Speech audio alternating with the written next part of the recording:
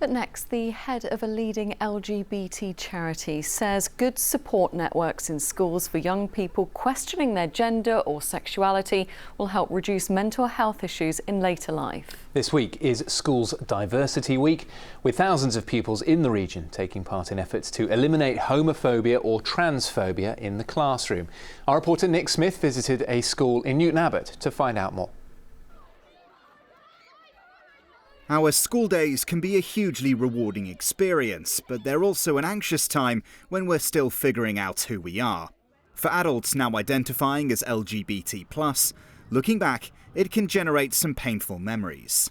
Ariel Chapman from Plymouth is gay and went to school during a time when Section 28 was enforced, which prevented teachers from openly discussing different types of sexuality with pupils. It meant that if I was bullied for being gay, teachers generally didn't always intervene. But also I didn't have any positive role models, so it was really difficult to see what I could be and what I could become as a young LGBT plus person. Essentially, by not including them within the curriculum all year round, let alone during Diversity Week, our voices, our experiences are silenced. It just sends a message that we don't matter. Among the current generation of youngsters, there are much bigger efforts to stamp out instances of homophobia and transphobia. Newton Abbot College is taking part in School Diversity Week.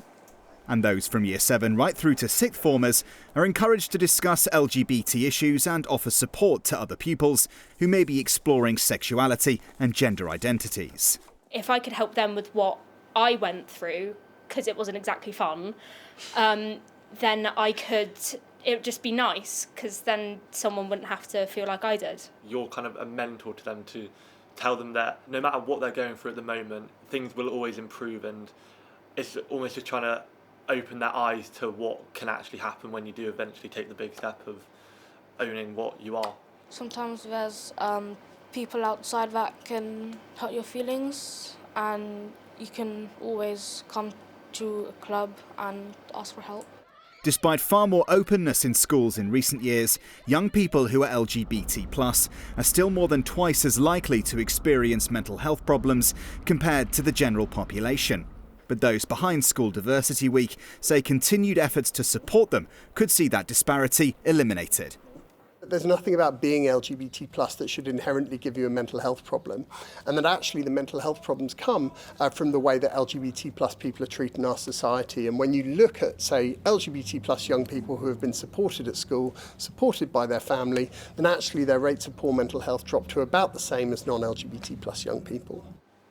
Schools have come a long way in the last 2 decades in celebrating diversity and supporting others who may identify as LGBT+. And if these efforts continue, future generations may find the journey to adulthood that little bit easier than those who went before them. Nick Smith, ITV News.